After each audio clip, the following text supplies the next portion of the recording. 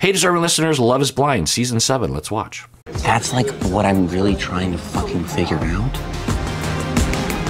I feel sick to my stomach. Why? Really? Just about this next conversation and like the relationship. Outside of this experience, usually I can just like seduce people with my eyes, and I don't have my superpower anymore. I've been stripped of my superpower.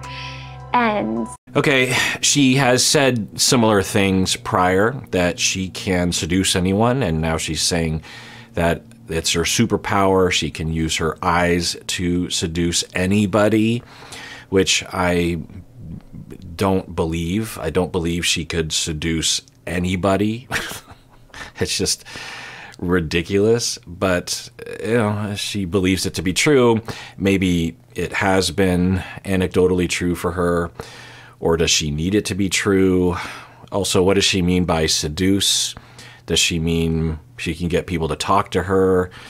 I don't know, but she, at the very least, is saying, I can't lean into my, my whole self because of the Love is Blind experiment. I think because of people I've dated in the past, they're amazing guys, and they have like certain status. So they also have like so many other girls they could be with. So I think it's just bringing up a trauma that I didn't realize I had. Okay, so I think what she's saying is that she would date guys that had status. She's saying status, wealth, prestige, and that they could date a lot of different people, these guys, and she has trauma about that, maybe having been rejected or something. Other girls they could be with. So I think it's just bringing up, I didn't realize it was like this deep.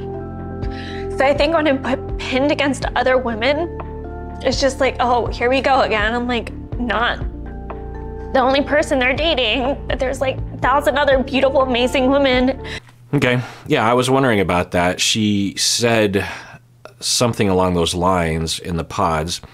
She said something like, it's happening, or I knew this was going to happen. And I was wondering what she was what part of the happening she was referring to.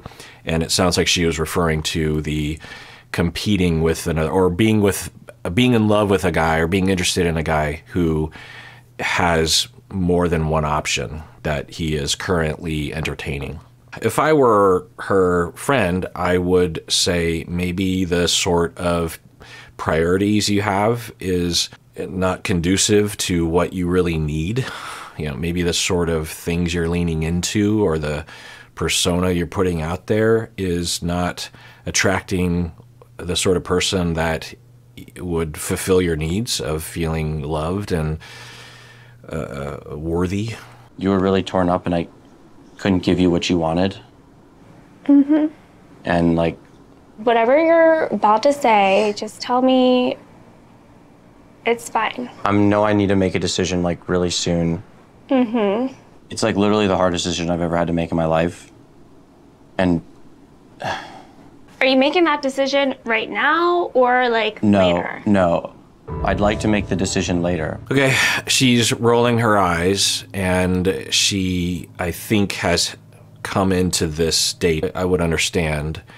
But we've seen other cast members have other reactions to this, right?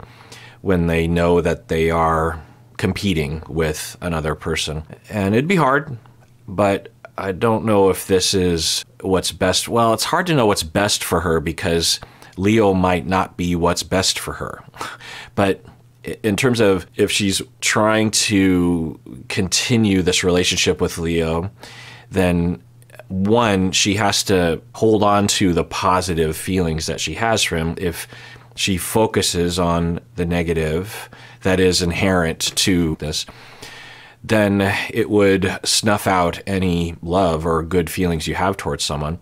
The other thing is if you come across like you're hostile to the other person, to the person you want to be with, then that person is going to feel hurt and maybe even draw some conclusions about your personality because you're being hostile. It's tempting to look at a situation like this as a viewer and say that Leo's a jerk face, especially if you're pulling for one person or another.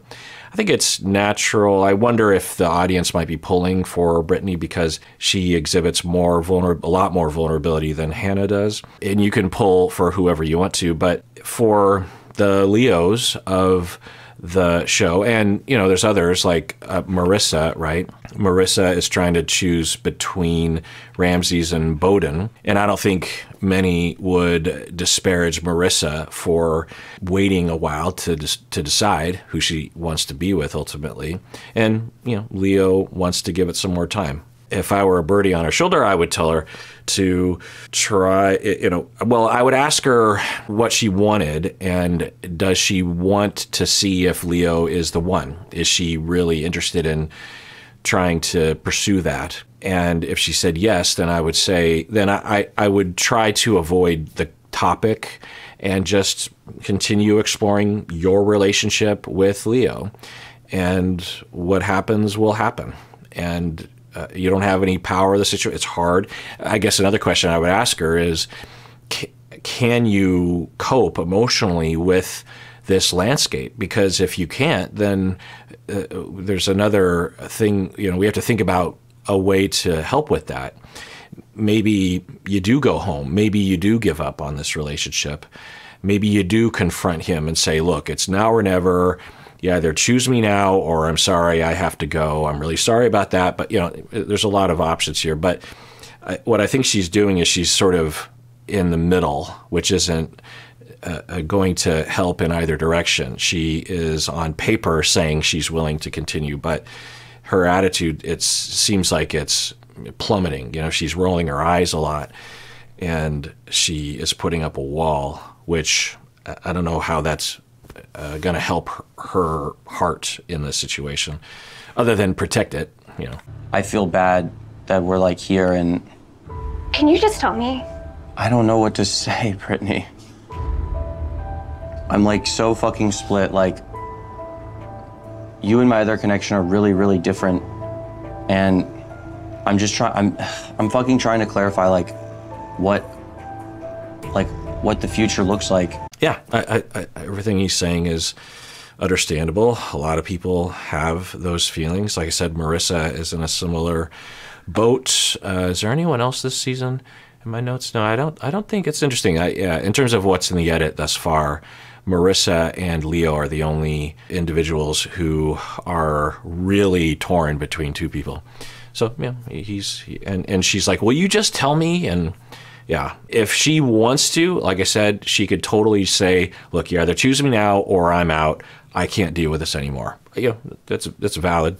And I obviously can't. And I know how I feel about you, but you're not giving me emotional security, and that's fine. I'm trying to be rational, but also realize how I feel, because it's not your decision completely.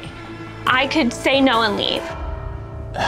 Yeah, I think some people watching might think that she is using emotional blackmail of some kind, that she's being pressury about things. Now, from the looks of it, Hannah doesn't seem to be that into Leo or Nick, really, either. So, I don't know. She's entitled to this, and he now is pressured, I think, into making a decision sooner than he would want to.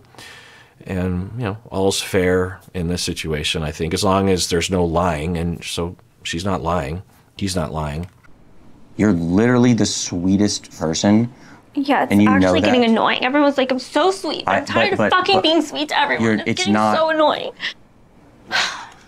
Okay, so she's starting to get angry. That's understandable. It's fucking... Fuck.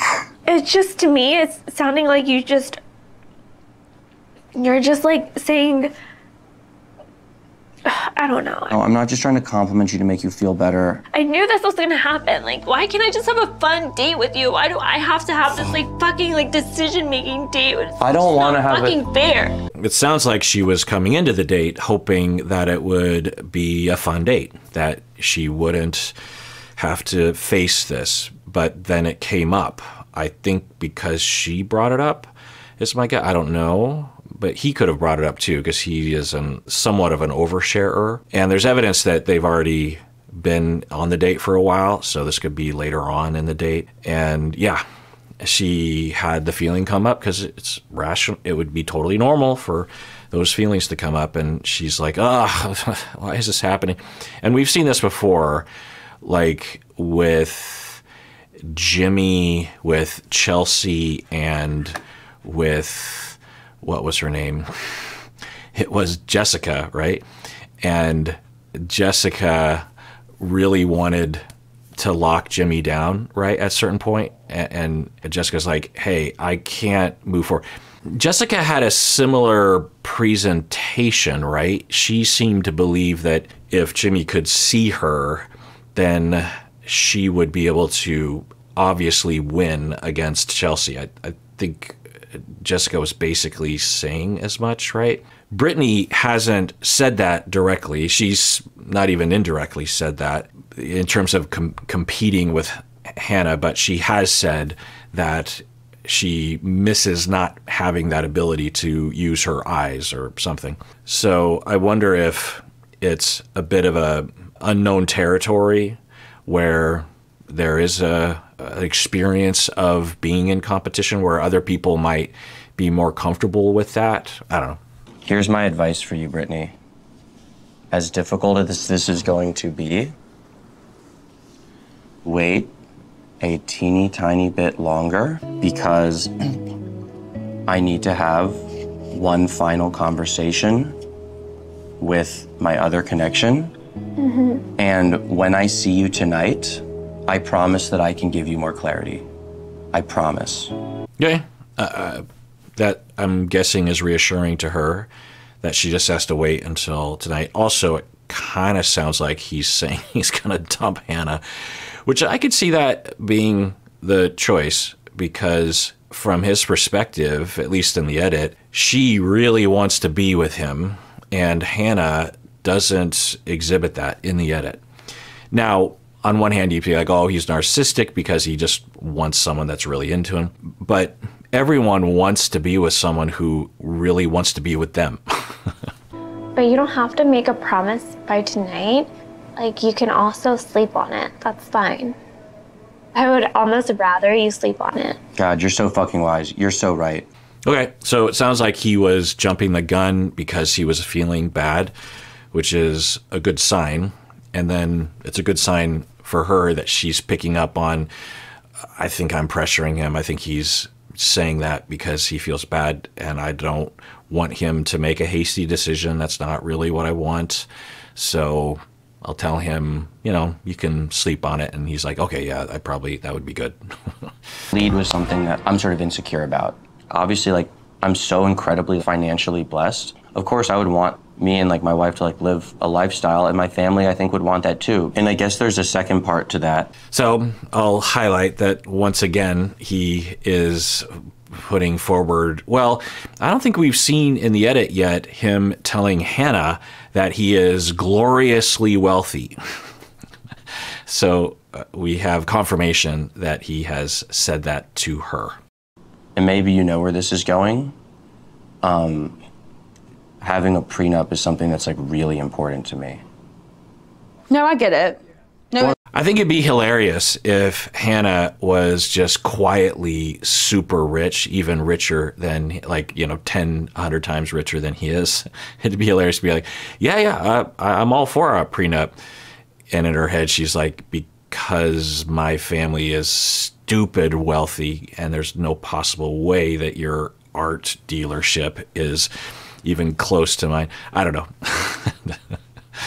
Yeah, because I'm guessing that a fair amount of cast members that have been edited into the seasons have been of varying levels of wealth, but they just don't bring it up, or they don't bring it up constantly, or they don't emphasize it so much. Completely understand. Yeah, I'll do a prenup and stuff as long as it's. I don't know much about prenups though, but you know what I find very fascinating? What I really like you come from a lot of money, right? So like if you wanted to, you didn't have to do shit. Like you could just sit on your couch all day and play video games, but like you still took over your family's business. You still work all the time. I think I like that most about you. I fucking love that you said that.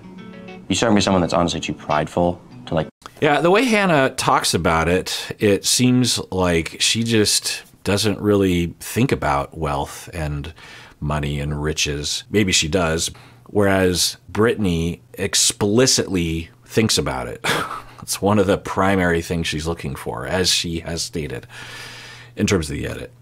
So it's interesting. And yet Brittany seems to have the most emotion about Leo, whereas Hannah seems to be like, well, you know, whatever. If it doesn't work out with Leo, who cares? I mean, that's the way she comes across. Maybe it's not really that way. I don't know. But like externally, like I think like I have insecurities and stuff. I don't think it's like financial or anything like that insecurity wise, but. What do you mean by external?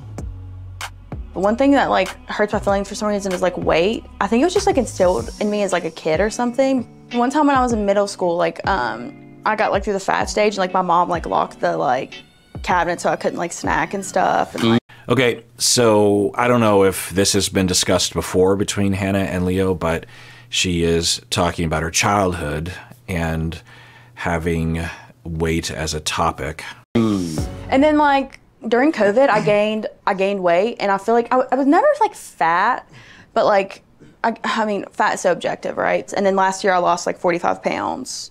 So I feel like weight is still like a sensitive like topic for me.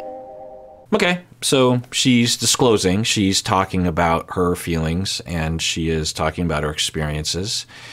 I think this gets into that territory, once again, where there are imaginations about what the other person looks like, which at the very least is counter to the Love is Blind experiment, right? And can taint the waters to some extent. But on the other hand, if you're Hannah, you might want to know, how would you feel if I wasn't super thin or something like that? Is that a deal breaker to you, or is that your thing? You know, like in UK season 1 with the Bunda, right? And I've always been like very like healthy, good, like not good looking, but you know what I mean. Like I know. We're trying to actively not talk about looks. I get it. Yeah. Yeah. It's like an uncomfortable conversation, but I feel like I've tried to stay like in fine shape. It sounds like you have too. I mean, obviously, like I'm active and stuff, but like. Well, now I'm worried that if Leo breaks up with her here, or breaks up with her eventually, which seems like the most natural thing to happen, but I don't know. I don't know what's going to happen. Then the narrative will be that he broke up with her because she is hinting that she's not super thin. But that could be the case, but it could also be the case that he was already leaning in that direction anyway, because it kind of sounded like he was. You know, when Brittany was pressuring him, or he felt pressured, he was basically saying that he needed to have one final date with Hannah to, I think, break up with her, or at least heavily clarify her number 2 status or something. You gained 100 pounds, I think I wouldn't care.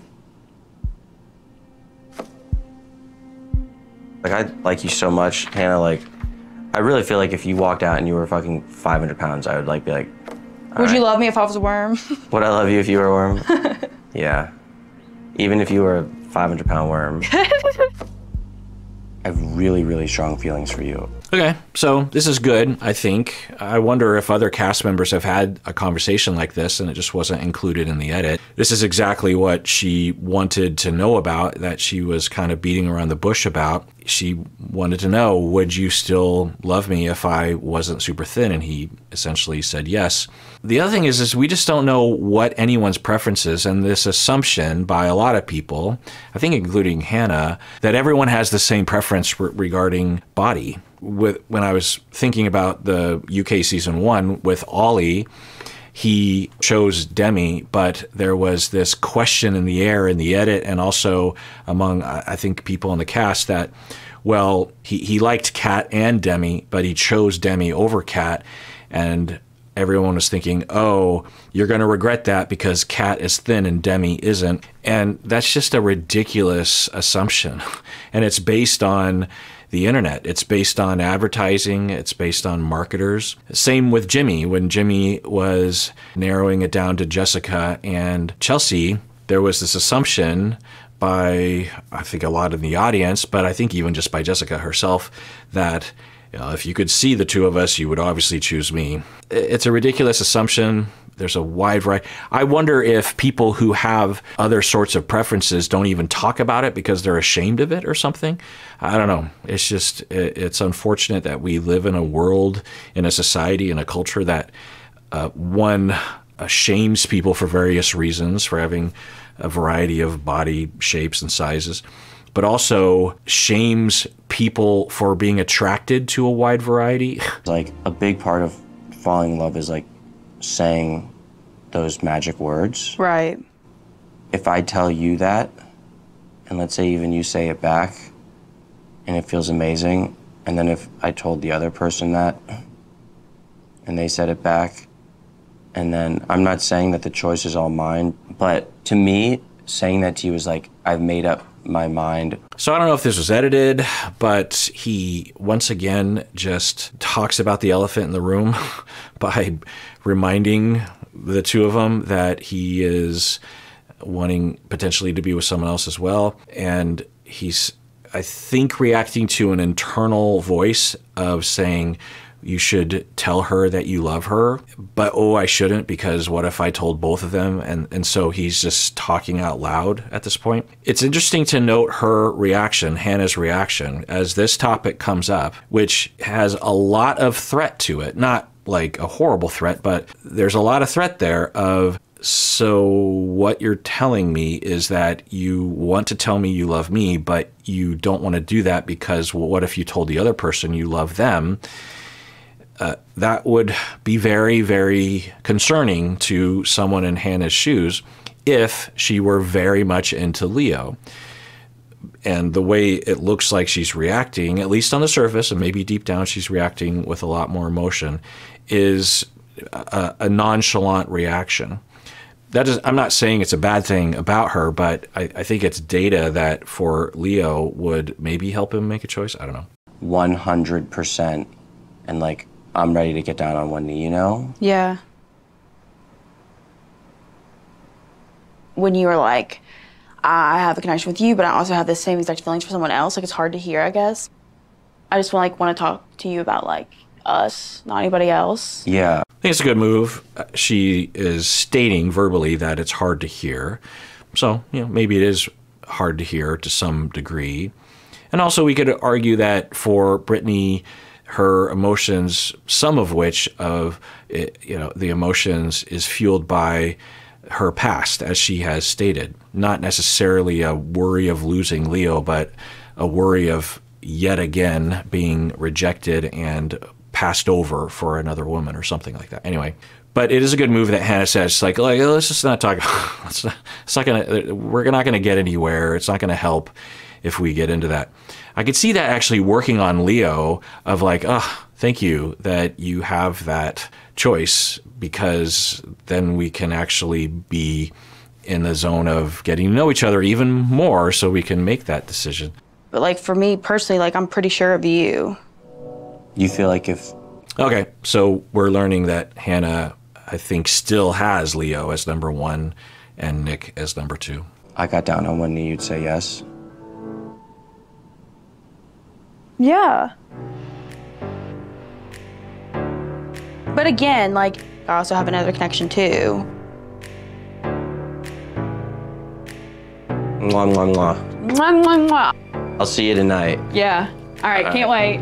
Yeah, it just seems like Hannah doesn't really care. And I'm guessing a lot of people, I don't know, would accuse Hannah of just wanting to bolster her Instagram following by coming on the show. And this is just a business transaction. She doesn't really care. That could be possible, but it could also be possible that she really does care, or that she is not being fake at the very least. You could see someone not being fake, but also not fully falling in love with anybody, but having two people that you're wanting to see what the next phase would entail. So it could be that as well. Or she could be a roiling mess of emotion, but she just masks it really well. I'll miss you. Bye. Miss you too. Baby, you and I, we can shine so bright. I know the constellations are seeing. All right, well, I want to thank everyone for subscribing or liking any of my videos or hitting the bell icon thingy. Sometimes with the YouTube channels that I watch, I will do the bell thing because sometimes the algorithm won't let me know that a channel that I watch will be posting a new video, so I want to make sure that I am informed whenever they upload things. I don't know if you consider this channel to be one of those priorities, but if you do, the bell thing definitely helps. You get that little notification, the bell thing on the app or on the website. It tells you. Anyway, but yeah, thanks for subscribing and liking. I see those numbers. I look at those numbers. There's a ratio that we'll get, like you have, you know, X% likes versus dislikes. So I base my self-esteem partially on that, or at least my job performance. And everyone out there, please take care of yourself because you deserve it. You really, really do.